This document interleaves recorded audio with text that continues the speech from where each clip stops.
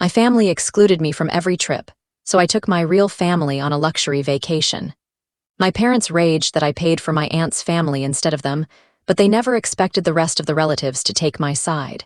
If this story pulled you in, please subscribe to Velvet Stories so you don't miss the next one. So, I'm 28 and my family has this thing where they do these big trips every year. Last year, they went to Hawaii for 2 weeks. The year before that, Europe for 3 weeks. They've got this group chat called Family Adventures where they plan everything. My mom, dad, my sister Katie, my brother Josh, and Josh's wife Mariana. I'm not in the chat. I found out about Hawaii when my mom posted pictures on Facebook with the caption, "Perfect family vacation." Someone commented asking where I was, and she replied, "Oh, she had to work. I didn't have to work. Nobody told me about the trip. This has been happening since I was 16. They went to Disney World when I was 17 and told me the day before that there wasn't room in the hotel. They went on a cruise when I was 21 and said they forgot to book my ticket. Every single time they have some excuse. We thought you were busy with school, you don't like boats anyway." Katie really needed sister time with mom, but here's the thing, my dad's sister, Aunt Rita, she noticed. She started inviting me to everything her family did. Sunday dinners, movie nights, even their small vacations. Her husband Tom treats me like I'm their second daughter, and their kid, Bella, calls me her big sister. When I graduated from college, my parents didn't come because they had Josh's girlfriend's birthday party to attend. Rita, Tom, and Bella drove 4 hours to watch me walk across that stage. So last month, I get my bonus at work. It's huge, like $20,000 huge. I booked this insane vacation package to Turks and Cows. We're talking private villa, butler service, yacht rental, the whole thing. 7 nights at this resort that costs more per night than most people make in a week. I call Rita and tell her to request time off for her, Tom, and Bella for next month. Don't tell them why, just that it's important. She trusts me and does it. The day before we leave, I drive to their house with all the documents. Bella starts screaming when she sees the tickets. Tom literally tears up. Rita keeps saying, "I can't accept this. It's too much." I tell them they're my real family and this is happening. We fly out the next morning, first class, which none of them have ever done before. Bella takes pictures of everything. Tom orders champagne just because he can. Rita holds my hand during takeoff and tells me I'm the daughter she always wanted me to be to her. We're at the resort for 3 days when my phone starts exploding. Katie posted on Instagram about their annual family trip planning meeting. Someone commented, "Is your sister going this year?" Katie responded, "She never wants to come to these things." Rita's sister follows Katie and saw the post. She knows about the trips they exclude me from. She comments, "That's funny because she's in Turks and Cows right now with Rita's family." All hell breaks loose. My mom calls me 15 times in an hour.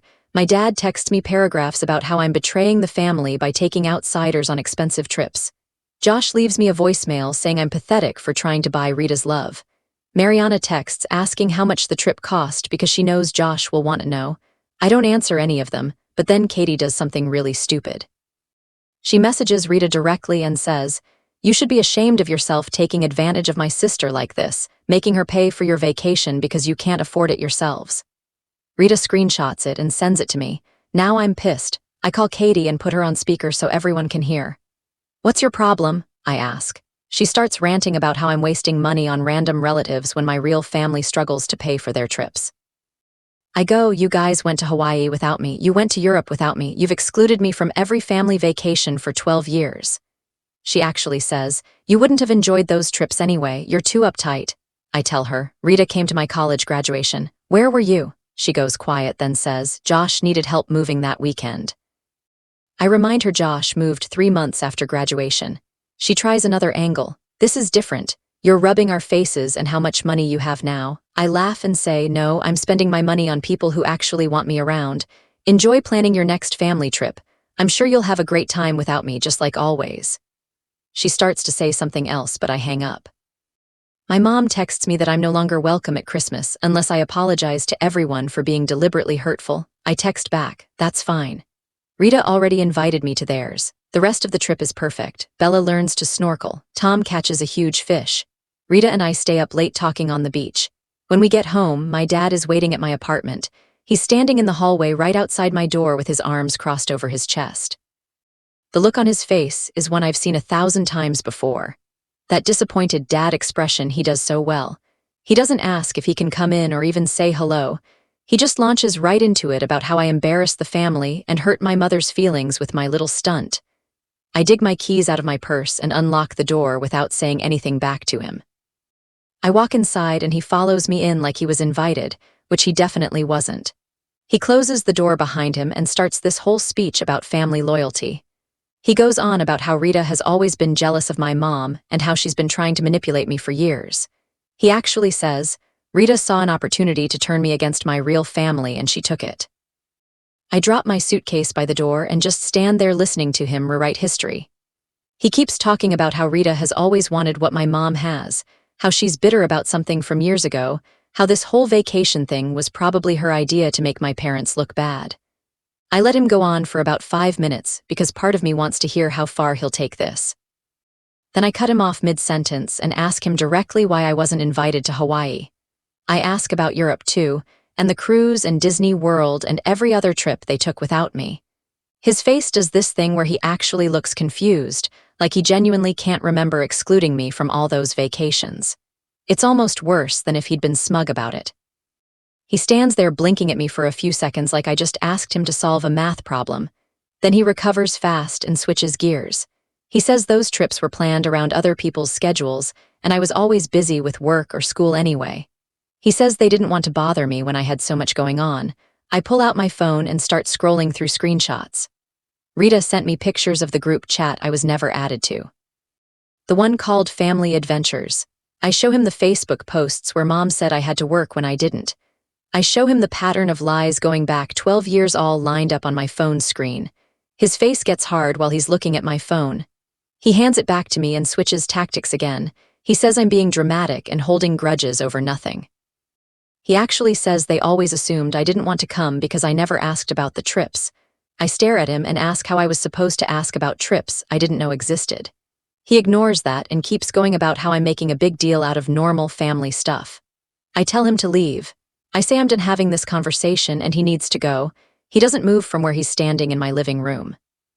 He says we need to resolve this as a family, which apparently means me apologizing to everyone and pretending the last 12 years didn't happen. He actually says if I just apologize for the vacation and for being disrespectful, we can move past this. I pull out my phone again and call Rita, putting her on speaker before it even starts ringing. She picks up on the second ring and I tell her my dad is in my apartment refusing to leave. I ask if Tom can come over because I know my dad won't make a scene in front of his brother-in-law. Rita starts to say Tom doesn't need to bother, but I talk over her and say please. My dad's whole expression changes from disappointed to angry. His face gets red and he points at my phone. He says I'm choosing sides and destroying the family by calling Rita instead of working this out with him. He says I'm proving everything he just said about her manipulating me. Then he finally heads for the door, but he slams it so hard behind him that the picture frames on my wall shake. My neighbor opens her door and peeks out to see what the noise was. I wave at her and say everything's fine, then close my door and lock it. Tom shows up 20 minutes later, even though Rita told him on the phone not to bother. He knocks and identifies himself before I open the door. He comes in and does a walk through my whole apartment, checking the locks on the windows and making sure the door deadbolt works right. He asks if my dad has a key and I say no. I never gave my parents one. Tom nods and says that's good, then offers to stay on my couch tonight in case my dad comes back. I tell him no, but I appreciate it more than I can even put into words. He pulls me into a hug and says I'm his daughter too. He says he's proud of me for standing up for myself, even though it's hard and scary. I hug him back and feel myself getting emotional, but I hold it together. Tom stays for another hour just sitting with me on the couch, not really talking about anything important, just being there. When he finally leaves, he makes me promise to call if anything else happens, and I lock the door behind him. That night, I can't sleep, and I keep going over everything my dad said, wondering if maybe I really am being too hard on them. I stare at my ceiling for hours trying to figure out if I'm the problem here. Then, around 300 in the morning, I remember my college graduation and how I sat in that audience watching other families take pictures together and celebrate while my parents were at some birthday party for Josh's girlfriend, who they barely even knew. Rita drove 4 hours each way just to watch me walk across a stage for 30 seconds. My parents couldn't drive 20 minutes. I stop wondering if I'm being unreasonable after that and finally fall asleep around 4. My alarm goes off at 7 for work and I feel like garbage, but I drag myself up anyway. I'm making coffee when my phone buzzes with a text from Katie and I almost don't open it, but I do. It's this massive wall of text about how I've always been difficult and caused problems in the family. She lists all these examples from when we were kids, like the time I cried at her birthday party when I was 6 because no one would play with me, or when I didn't want to share my toys with Josh when I was 8. She rewrites every single memory to make me the villain in situations where I was literally just a kid existing. She says I was always jealous of her relationship with Mom and that I made family dinners awkward by being quiet and sullen. I read through the whole thing twice, and I can't even believe what I'm seeing. She's making stuff up or twisting normal kid behavior into evidence that I'm some kind of problem child who deserved to be excluded. I don't respond to her, but I screenshot every single message and send them all to Rita. My phone rings about 30 seconds later, and Rita is already talking before I even say hello. We spend the next hour going through Katie's message line by line, and Rita points out all the ways Katie is gaslighting me and trying to manipulate the narrative. Rita remembers most of these events differently, or knows the real context that Katie left out. Like that birthday party where I cried, Rita was there, and she remembers that Katie's friends were actively mean to me and made fun of my dress. The toy thing with Josh happened right after he broke my favorite doll on purpose, and my parents made me apologize to him. Rita gets more and more angry as we go through everything, and she keeps saying she can't believe Katie would try this manipulation tactic. She tells me this is classic scapegoat behavior where one family member gets blamed for everything so the others don't have to look at their own actions. Rita mentions that her sister saw more comments on Katie's Instagram post about the family trip planning, and apparently extended family members are weighing in now. Some of them are defending me and saying they always wondered why I was never at family events. Rita says one cousin commented asking why I wasn't in the family group chat, and another aunt said she thought it was weird that I missed so many holidays. This is apparently making my parents really angry because now people are asking uncomfortable questions instead of just accepting whatever excuse my mom gives. Rita sounds almost happy about it, which makes me feel less guilty for causing drama. We finally hang up and I'm running late for work, but I feel better knowing Rita sees exactly what Katie is trying to do. I'm at my desk for maybe 2 hours when my phone rings and it's my dad's number. I almost don't answer, but something makes me pick up and it's my mom crying. She's using my dad's phone because I've been ignoring her calls from her own number.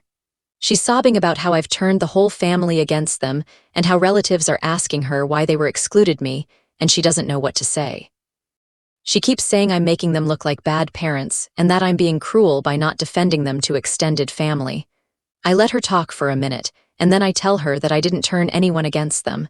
They did that themselves by lying about me for 12 years. She starts to argue and say they never lied. They just didn't want to burden me with trips I wouldn't enjoy. I tell her that's a lie too, and I hang up before she can say anything else. For the first time since this whole thing started, I don't feel crazy for being hurt by their behavior.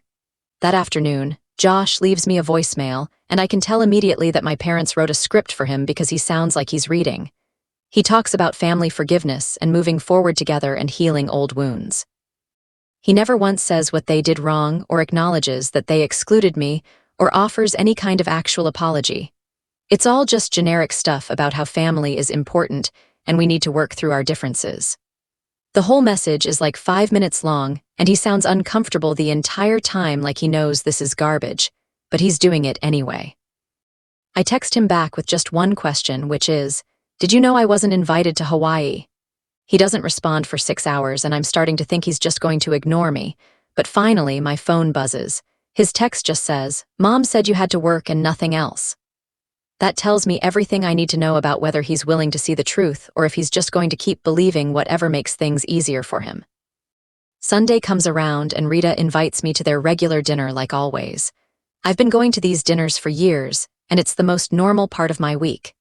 Bella is so excited when I get there because she got all the photos from our vacation printed, and she wants to show me every single one. We spread them out on the dining room table and go through them while Rita makes dinner. There's pictures of Bella snorkeling and Tom on the yacht and all of us at the beach. Tom's sunburn in the photos is hilarious, and we're all laughing at how red he got on the second day. He keeps saying he used sunscreen, but clearly not enough. Rita made her special lasagna, and we're halfway through dinner when the doorbell rings. Rita gets up to answer it and comes back with her sister Virginia and Virginia's husband and their kids. Virginia walks straight over to where I'm sitting and pulls me into this tight hug. She says she's glad I finally stood up to my parents and that she's watched them treat me like an afterthought for years. She says someone needed to call them out on their behavior, and she's proud of me for doing it, even though it's hard. Virginia pulls back from the hug and sits down at the table with us. She grabs a piece of garlic bread and says my mom called her 2 days ago, asking her to talk sense into me. I freeze with my fork halfway to my mouth because I can already guess what that conversation was like. Virginia waves her hand dismissively and tells me she set my mom straight. She says she told her that the only sense to be talked was into parents who systematically excluded their daughter for 12 years and then got mad when she found a real family. Tom actually laughs at that, and Bella asks what systematically means. Rita explains it means doing something over and over on purpose, and Bella nods like that makes perfect sense. Virginia's husband says he never understood why my parents treated me differently and that he's glad I finally did something about it. Their kids are nodding along even though they're young, and I realize even they noticed something was wrong with how my family treated me. The whole table goes quiet for a second, and I feel this weird pressure building in my chest. These people aren't related to me by blood, but they've been paying attention to my life for years. They noticed when I was excluded, and they cared about it more than my own parents did. Virginia reaches over and squeezes my hand, and I have to blink really fast because I'm not going to cry at the dinner table. Rita sees my face and changes the subject to dessert, asking who wants ice cream with their pie. Everyone starts talking about dessert preferences, and the moment passes, but I'm still feeling emotional about the whole thing. After dinner, we're clearing plates when Bella comes up to me and asks if I'm going to their house for Christmas this year. The question catches me off guard because I haven't actually made it official yet. I look over at Rita, who's scraping plates at the sink. I tell Bella I'd love to spend Christmas with them if the invitation still stands. Rita drops the plate she's holding back into the sink with a clatter and spins around. She says, of course the invitation stands, and that she's been hoping I'd say yes. She immediately starts talking about the menu and asking what my favorite Christmas foods are. Tom jokes that Rita's been planning this Christmas in her head since July.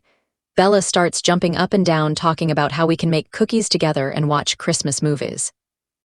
Virginia says she'll bring her famous sweet potato casserole, and suddenly everyone's planning this whole Christmas celebration. I'm standing there with a stack of dirty plates, feeling like I finally found where I'm supposed to be. The next few days go by pretty normally. I go to work, come home, avoid my phone when I see texts from my family. A week after that dinner at Rita's house, my phone buzzes during my lunch break. It's a text from my mom. I almost don't read it, but curiosity gets the better of me. The message says they're moving forward with their Christmas plans without me since I've made my choice clear. There's no apology in the text, no acknowledgement of anything they did wrong, just confirmation that I'm still excluded, and somehow it's my fault for not apologizing to them. I stare at the message for a long time. Part of me wants to type out this huge response explaining everything, but I know it won't change anything. Instead, I just type back, okay, have a good holiday, and hit send. I put my phone down and finish my sandwich. My phone buzzes again an hour later when I'm back at my desk. It's Rita asking if I'm okay. I realize she must have talked to my mom or somehow found out about the text. I tell her I'm fine, and she responds immediately saying she's coming to pick me up after work. When I get outside at 500, Rita's car is already there. I climb in, and she just reaches over and squeezes my hand. She doesn't ask me to talk about it or tell me how I should feel. She just reminds me that I have a family who actually wants me around. We drive to her house, and Tom's making dinner.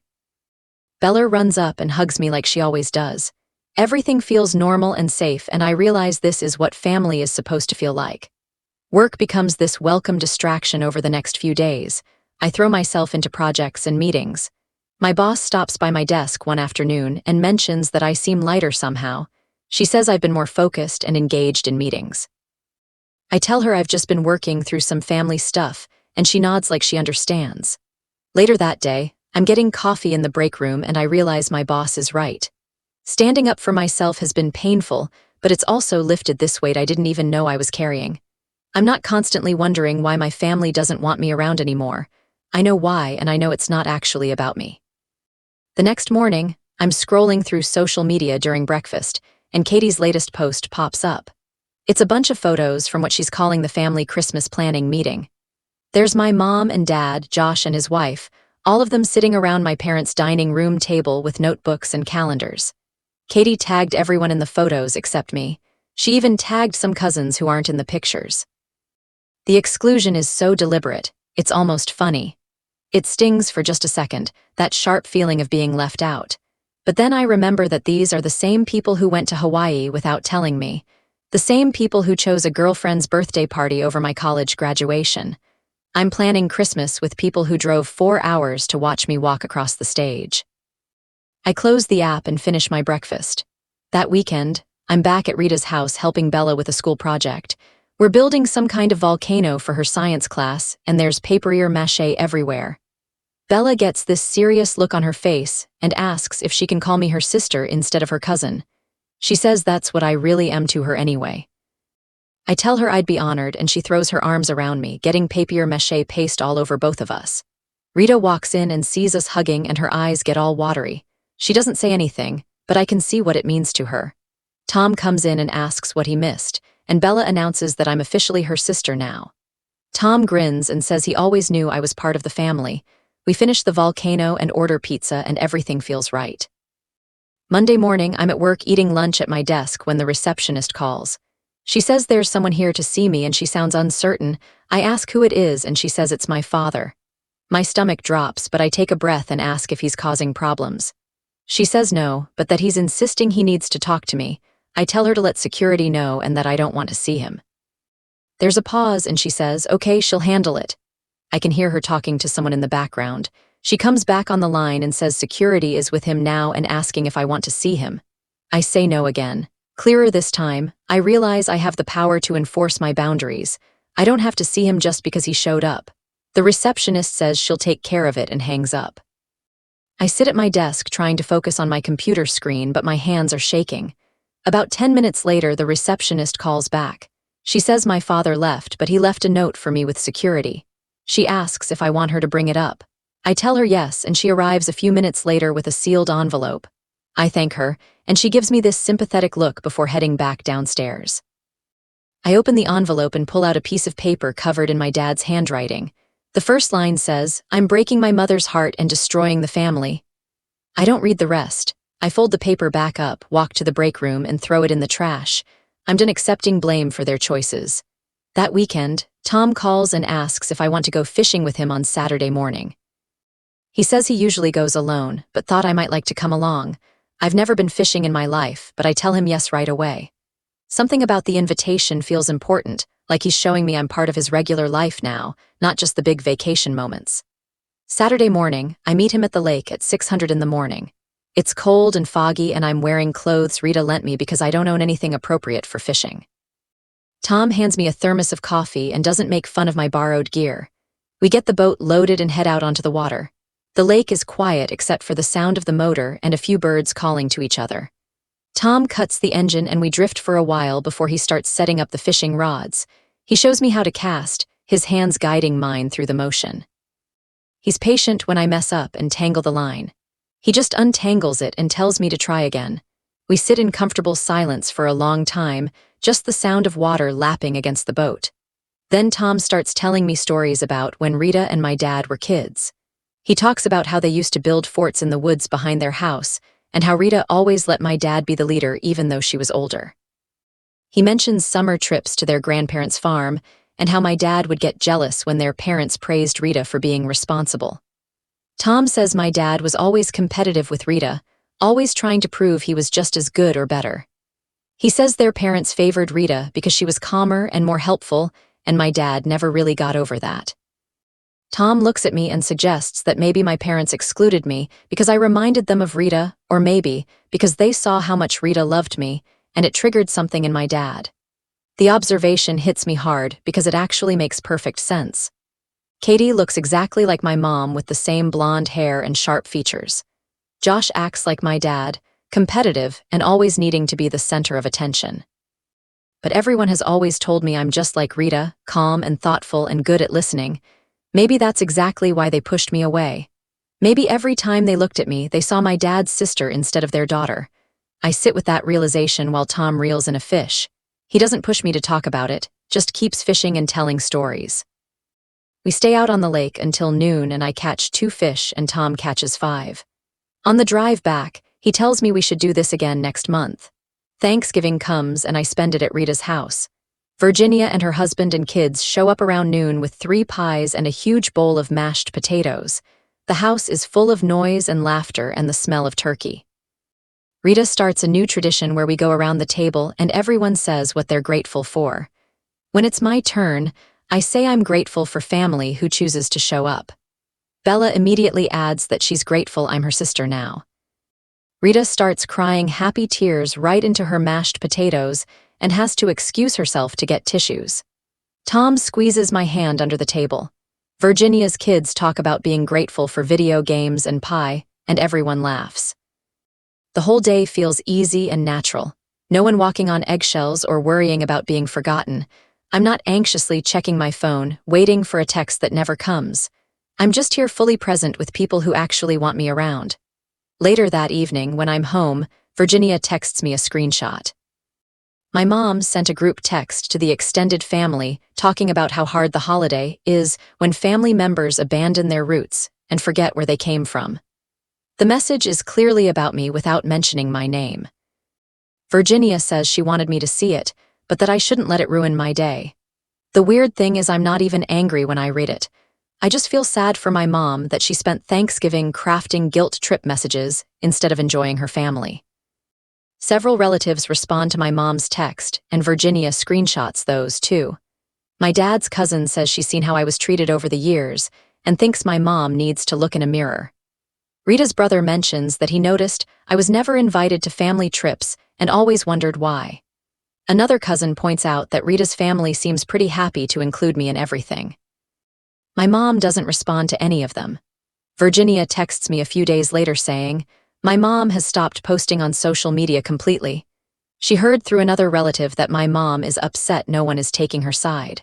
Apparently, she expected everyone to agree that I'm being ungrateful and difficult. Instead, people are asking her uncomfortable questions about why she excluded me for 12 years. The first week of December, my phone rings and it's Josh. For just a second, I think maybe he's calling to apologize, to finally acknowledge what happened.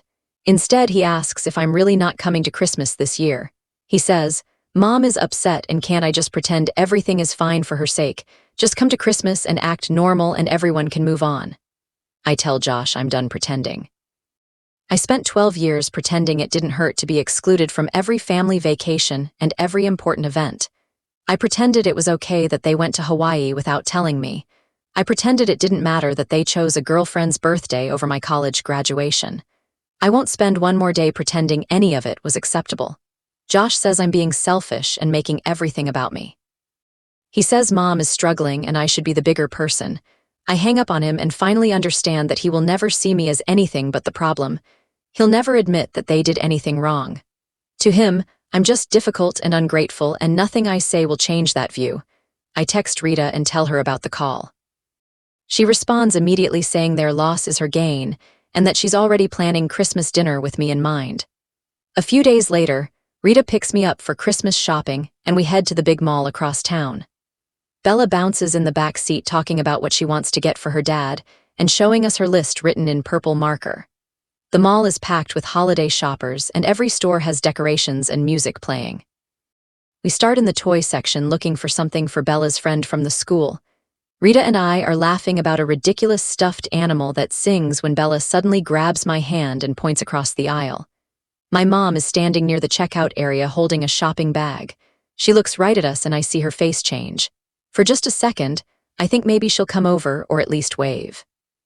Instead, she turns completely around and walks fast toward the exit on the other side of the store. I watch her disappear into the crowd and feel this weird, empty feeling in my chest.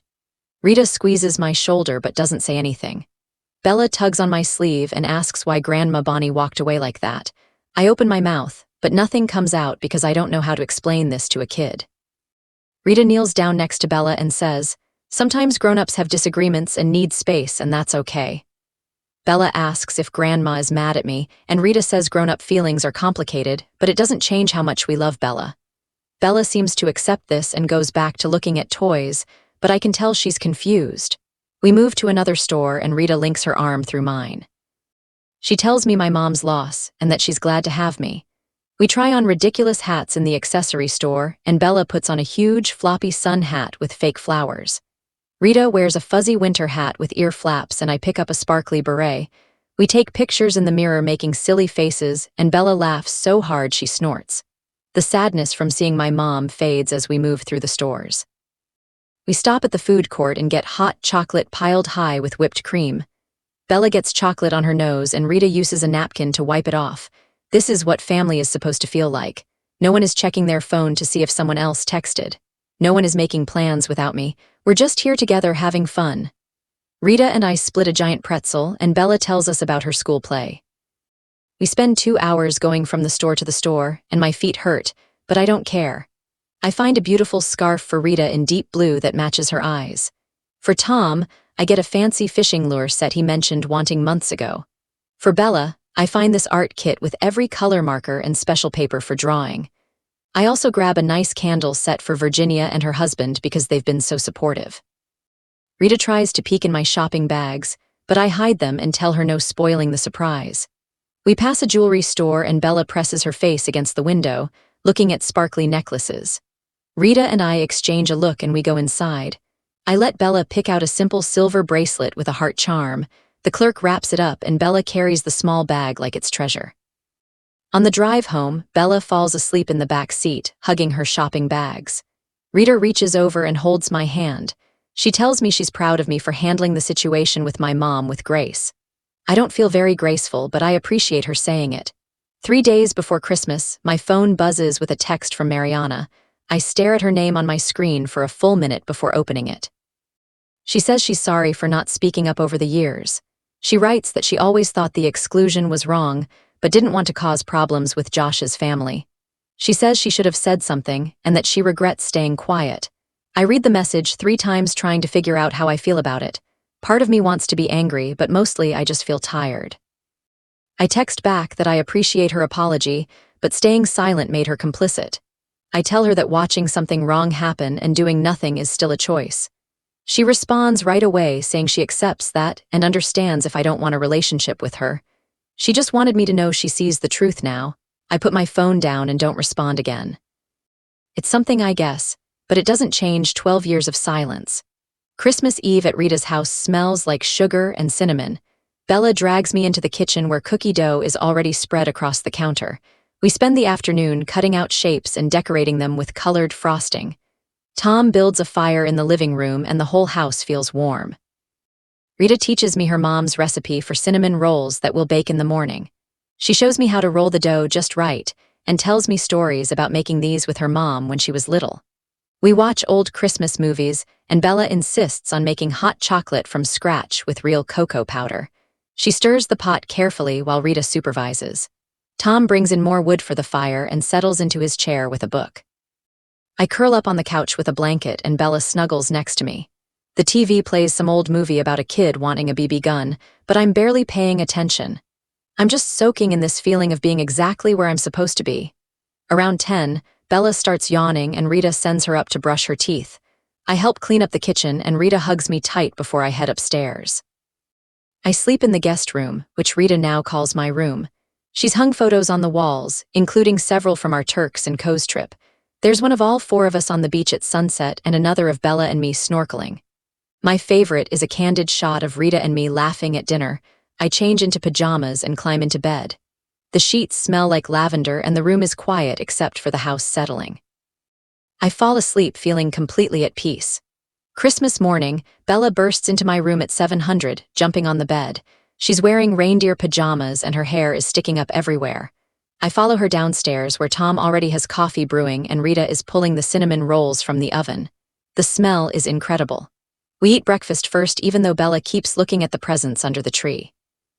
Rita makes scrambled eggs and Tom cuts up fruit. Finally, we move to the living room and start opening gifts.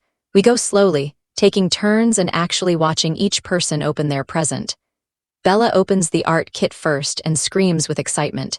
She immediately wants to start drawing, and Rita has to remind her to finish opening everything else first. When Rita opens the photo album I made from our vacation, she starts crying. She flips through every page, looking at the pictures and reading the little notes I wrote. Tom gets emotional too, looking over her shoulder. Bella loves the bracelet and puts it on right away, holding her wrist up to show everyone. I open gifts from them, including a soft sweater from Rita and a new purse from Bella that she picked out herself. Then Tom hands me a long, thin package. I unwrap it carefully and find a fishing rod with my name engraved on the handle.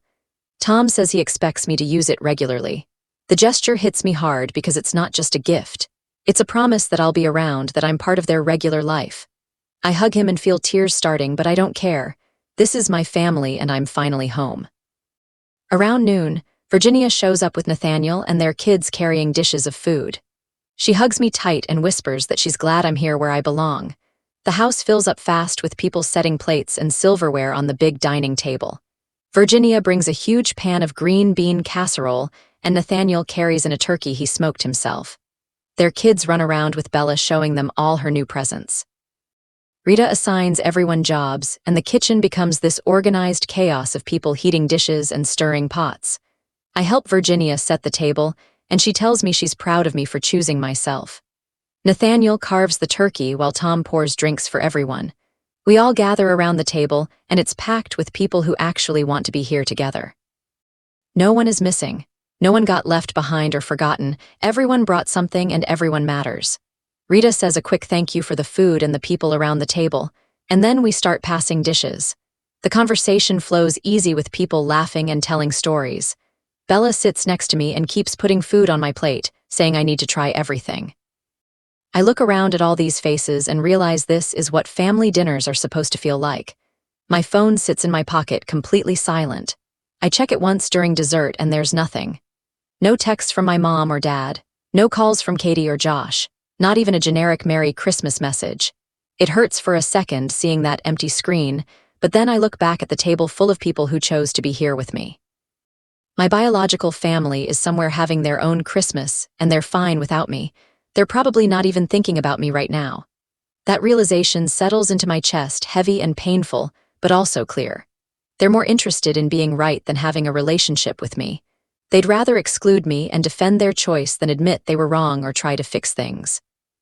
The silence from my phone tells me everything I need to know about where I stand with them. After dinner, everyone helps clean up, and then we move to the living room for coffee and more dessert. Rita pulls me aside into the hallway while everyone else is distracted. She hands me a small wrapped box and tells me to open it now. Inside is a silver key on a simple keychain. There's a note tucked under it that says, "You always have a home here," in Rita's handwriting. I look up at her and my eyes fill with tears. She pulls me into a hug and I finally let myself cry for real. Not sad crying exactly, but this release of everything I've been holding. All the years of being left out and making excuses for them and wondering what was wrong with me. All of it comes out while Rita holds me and rubs my back. She tells me I'm her daughter in every way that matters, and this house is my home whenever I need it. I cry harder because I've wanted to hear those words my whole life. When I finally stop crying, my face is blotchy and my eyes are swollen, but I feel lighter somehow. Like I've been carrying this weight for 12 years and I finally put it down. Rita wipes my face with her sleeve and we go back to join everyone else. No one asks why my eyes are red. They just make room for me on the couch and hand me a cup of coffee. A week later, Rita throws a New Year's Eve party and invites all their friends. The house fills up with couples and families I've never met before. A woman named Sarah introduces herself and says she's heard so much about me. She mentions that Rita talks about her second daughter all the time. Another couple comes over and the husband says Rita showed them pictures from our vacation and it looked amazing. I meet person after person who knows stories about me. They know about my college graduation and how Rita drove 4 hours to be there. They know about Sunday dinners and movie nights. They've heard about Turks and cows and the fishing rod Tom gave me for Christmas. These people have known about me for years while I had no idea I was part of their conversations. Rita has been claiming me as family to everyone in her life this whole time. The realization hits me that I've belonged to this family way longer than I understood. I wasn't just adopted into it a few months ago when I took them on vacation. I've been Rita's daughter in her heart for years, and she's been telling everyone. Tom finds me standing in the corner getting emotional and asks if I'm okay. I tell him I just realized I've had a family this whole time and didn't fully know it. He smiles and says they've been waiting for me to figure it out. As midnight gets closer, everyone gathers in the living room with champagne glasses. Bella runs around making sure everyone has a drink, even if it's just sparkling cider.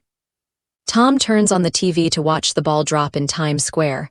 Everyone counts down together, and at midnight, we all cheer and toast. Rita raises her glass and says to new beginnings and family. Everyone drinks and hugs, and Bella jumps up and down, excited about staying up so late. She finds me in the crowd and makes me promise we'll go on another vacation together soon. Tom comes over and jokes that I'm stuck with them now, whether I like it or not. I tell him I've never been happier to be stuck with anyone. The party goes until almost 200 in the morning with people slowly heading home. I help Rita and Tom clean up while Bella falls asleep on the couch. When the house is finally quiet, Rita hugs me good night and I drive home feeling full in a way I never have before. In January, a letter arrives from my parents' lawyer. My hands shake opening it because I expect something mean or hostile. Instead, it's just business paperwork about a family trust my grandmother set up years ago. The letter is professional and distant, explaining that they need my signature on some documents to finalize the distribution. There's no personal message from my parents. No notes saying they miss me or want to talk, just legal paperwork treating me like any other beneficiary they need to deal with. The coldness of it somehow hurts more than if they'd sent something angry. This makes it clear they're moving forward with their lives and I'm just a legal obligation to handle. I put the letter on my counter and stare at it for a while. Then I look up lawyers in my area and make some calls. I find one who handles family trust issues and make an appointment for the following week. When I tell Rita about the letter, she immediately offers to come to the lawyer meetings with me. She says I shouldn't have to deal with this alone. I appreciate the offer, but something in me wants to handle this myself. I tell her I can do it, and I'm surprised by how strong my voice sounds. The lawyer meeting is straightforward and professional. I explain the situation, and he reviews the paperwork. He says it's a simple distribution and shouldn't take long to resolve. I sign what I need to sign and let him handle communicating with my parents' lawyer.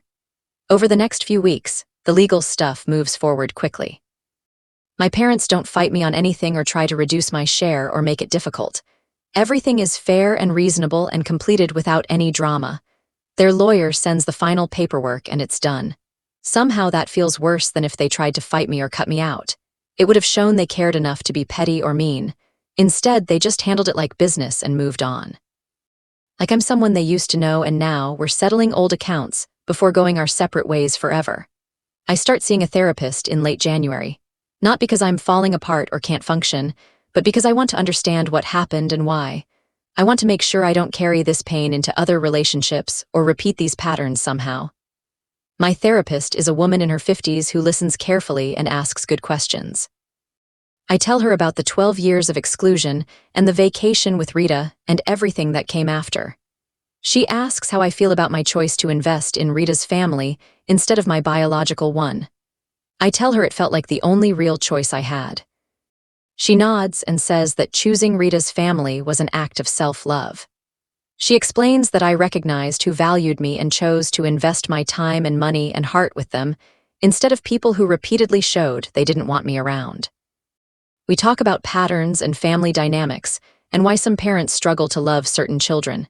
She helps me see that my parents' behavior says everything about them and nothing about my worth.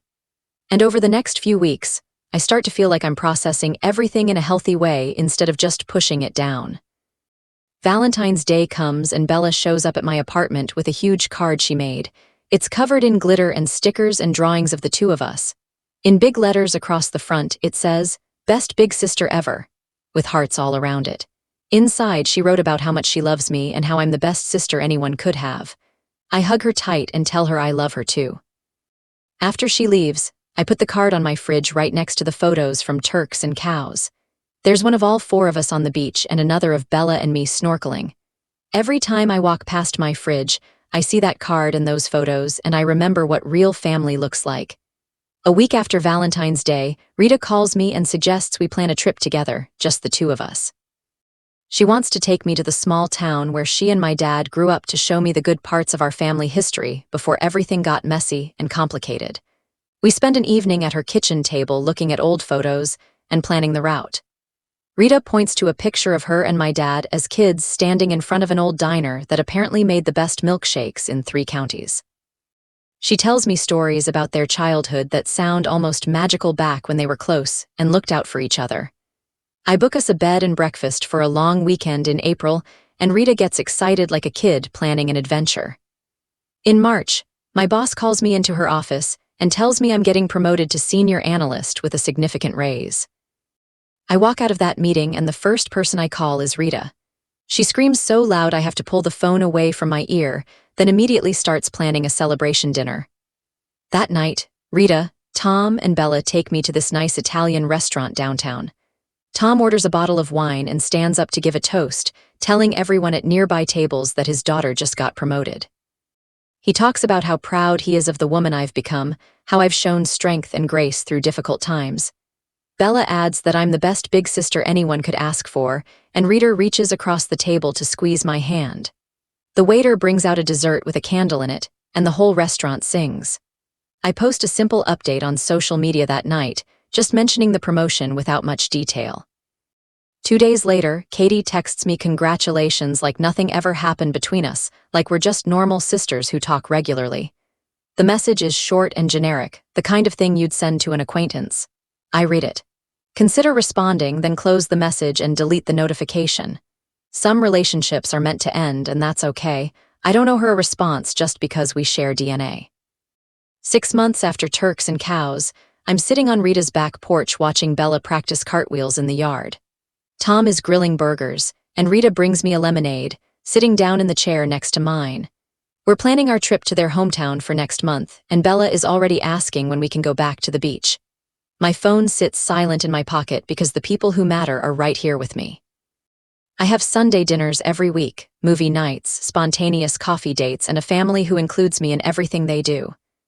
Rita, Tom, and Bella show up for me consistently, celebrate my wins, support me through hard times, and never make me question whether I'm wanted. My life feels full in a way it never did when I was trying to earn love from people who were never going to give it. Family isn't about blood or obligation or shared last names. It's about who's willing to love you consistently, who shows up when it matters, who makes space for you at their table without you having to ask. I finally understand that, and I'm happier than I've ever been. Thanks for being here with Velvet Stories. Your likes, comments, and subscribes help this community grow. Stay tuned for the next story.